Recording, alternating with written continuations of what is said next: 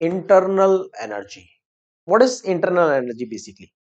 सी, नाम से पता चल रहा है ये सिस्टम के कंपोनेंट्स की एनर्जी है, राइट?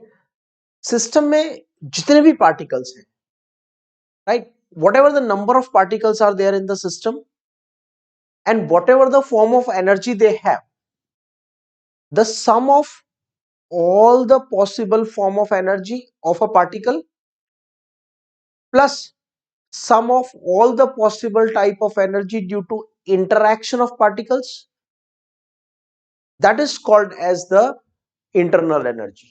इसका मतलब एक इंडिविजुअल पार्टिकल के पास जैसे काइनेटिक एनर्जी है, पोटेंशियल एनर्जी है, उनके इंटरेक्शंस, अट्रैक्शंस और रिपल्शन की वजह से एनर्जी है, इन सभी एनर्जी का टोटल कर देंगे for all the particles in the system, then it will be called internal energy. तो हम क्या कह सकते हैं सिंपलेस्ट पॉसिबल वे में, that sum of all the possible kind of energy, sum of all the possible kind of energy of a substance is called as internal energy, right?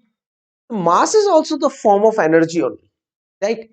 So we can say the energy because of its mass, the energy because of kinetic energy, potential energy, vibrational energy, rotational energy, or energy because of the attraction between the particles, energy because of the repulsion between the particles. मतलब एक substance में जितने भी type की energy हो सकती है और जितने भी पार्टिकल्स उसके अंदर प्रेजेंट है, सबकी एनर्जी का टोटल कर दो तो मिलता है इंटरनल एनर्जी. तो sum of all the possible kind of energy of a system is called as internal energy. So that's the one thing.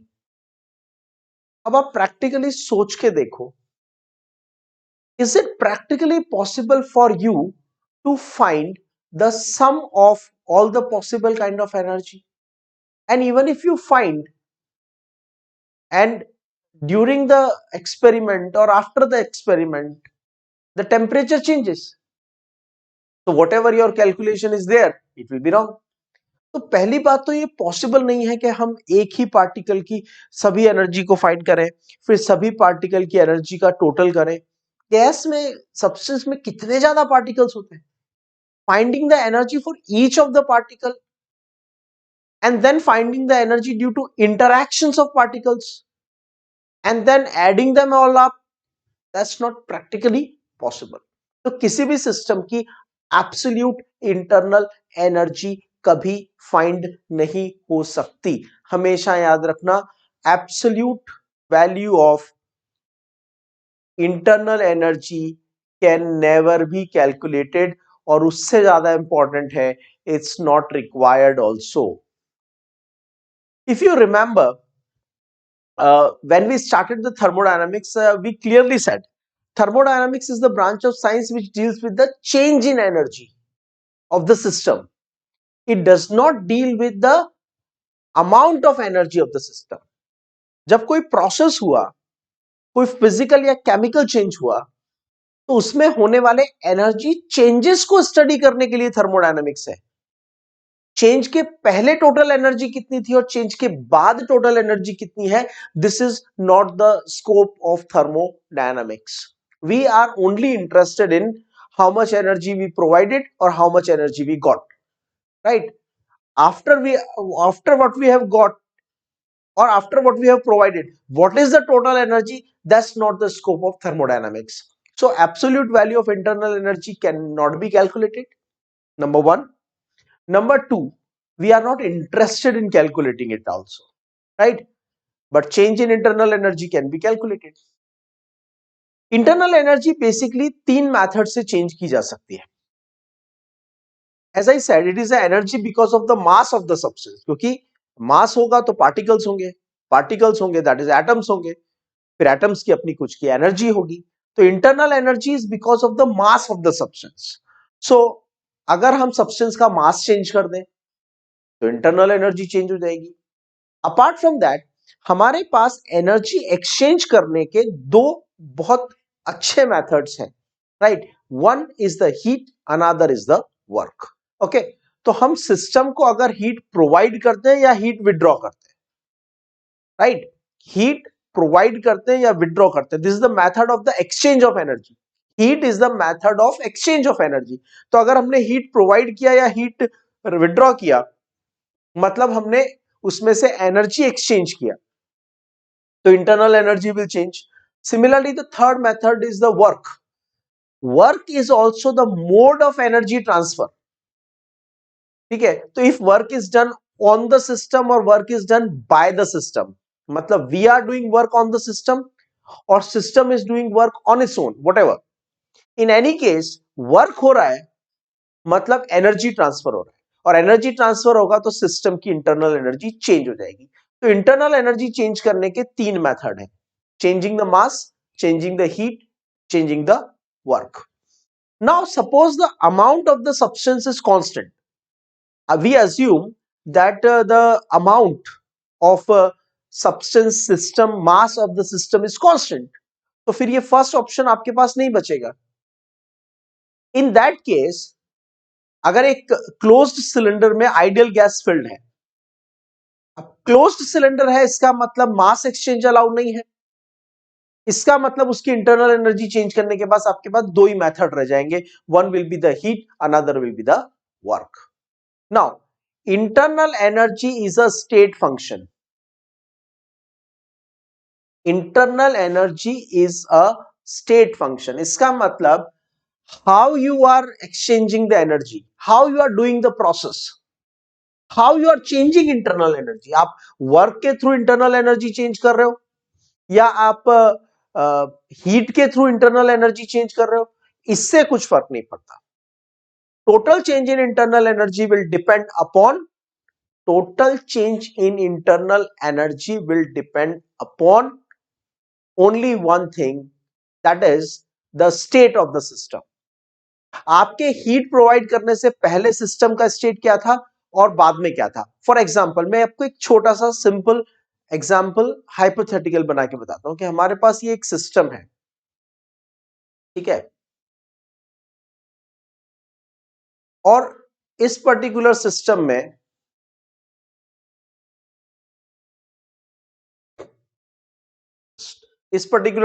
में हमने इसका टेम्परेचर है T1, इसके अंदर जो गैस फिल्ड है उसका प्रेशर है P1 और उसका वॉल्यूम है V1.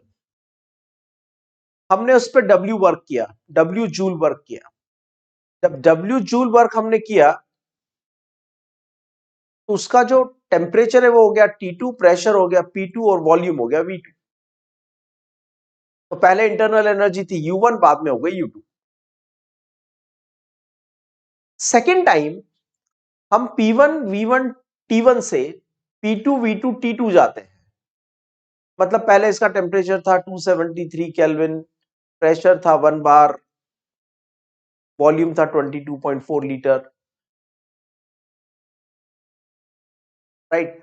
और बाद में हमने इसके टेम्परेचर, प्रेशर, वॉल्यूम को चेंज कर दिया by doing the work on the system, by transferring the work energy. हमने इसके टेम्परेचर, प्रेशर और वॉल्यूम्स को चेंज कर दिया. तो इसकी फाइनल इंटरनल एनर्जी कितनी हो गई? U2. Now understand one thing. अब क्या हुआ कि सेकेंड टाइम हम यही चेंज करते हैं, same change, starting from P1 V1 T1 and reaching finally to P2 V2 T2, but this time by providing the heat energy. जो मेथड हम एनर्जी ट्रांसफर के लिए यूज कर रहे हैं वो हीट यूज कर रहे हैं, राइट. हीट के through, by providing the heat और बाय विड्रॉइंग द हीट, हम जा रहे हैं P1 V1 T1 से P2 V2 एंड T2. तो हमारा इनिशियल स्टेट क्या है? P1 V1 and T1. हमारा फाइनल स्टेट क्या है? P2 V2 and T2. हमारे पाथ क्या है? एक बार हम जाते हैं same position P1 V1 T1 से P2 V2 T2 by doing the work. Second time we go to the same initial state to same final state, but not through the work, through the heat. तो change in internal energy कितना होगा? U2 minus U1, irrespective of how internal energy has been changed. दोनों cases में change in internal energy same होगा। क्यों? दोनों cases में change in internal energy same इसलिए होगा क्योंकि चाहे आप वर्क के थ्रू स्टेट चेंज करो या हीट के थ्रू स्टेट चेंज करो, स्टेट चेंज हो रही है ना। P1 V1 T1 is a one state and P2 V2 T2 is the another state. Change in thermodynamic parameter is called as the state change.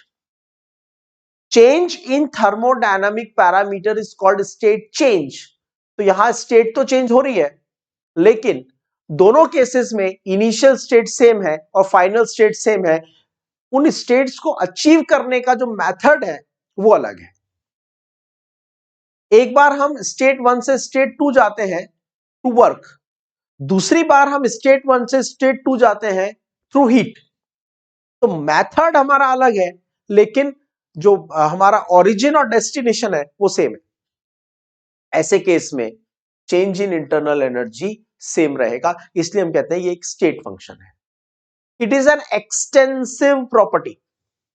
Extensive property का मतलब सच property which depend upon the amount of the substance.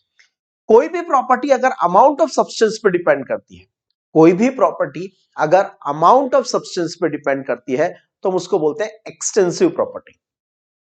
Okay, तो ये मास पे depend कर रही है।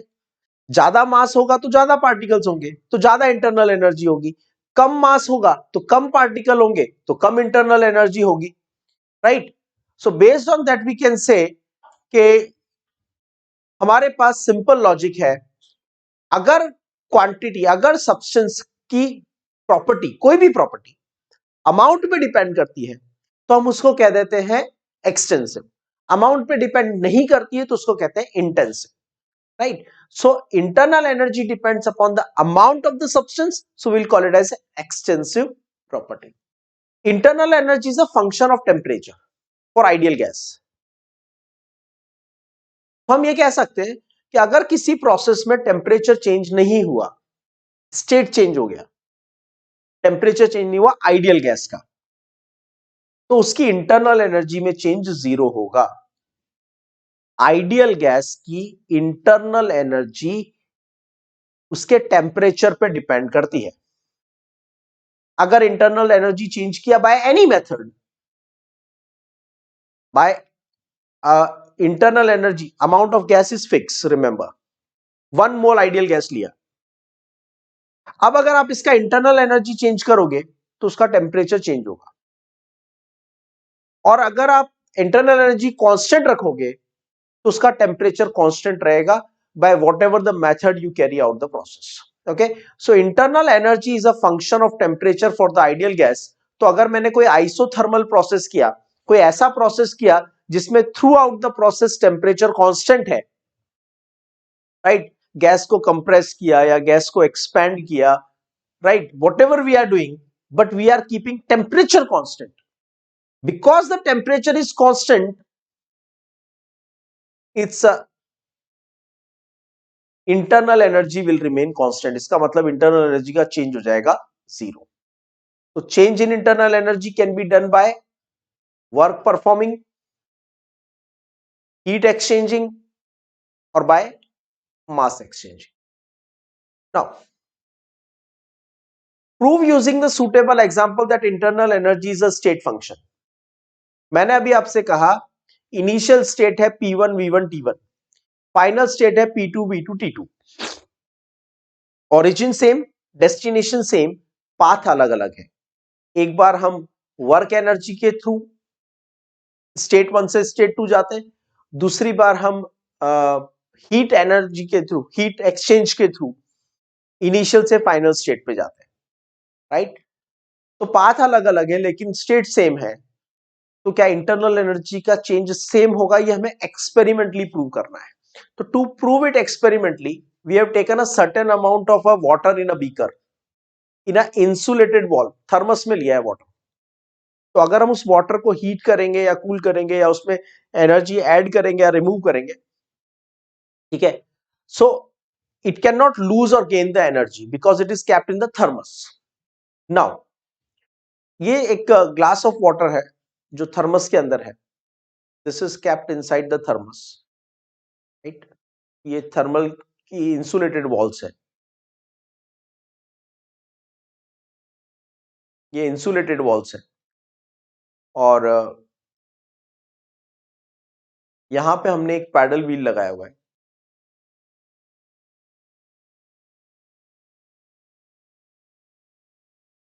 Right, और thermometer लगाया हुआ है। अब हम इस पैडल व्हील को रोटेट करते हैं। इस पैडल व्हील को रोटेट करने के बाद हम उस पे एग्जैक्टली 1 जूल मैकेनिकल वर्क करते हैं। हम उस पैडल को इतना रोटेट करेंगे कि 1 जूल वर्क होगा exactly. Okay, now work is done with the immersion rod. अब हम उसमें इसको हटा देते हैं।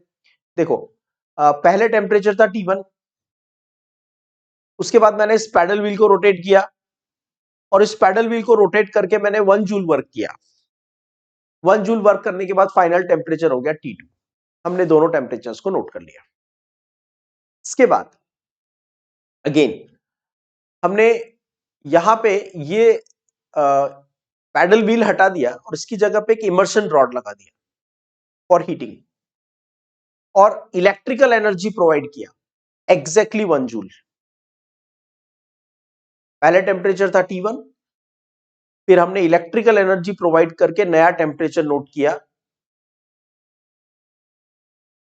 T3।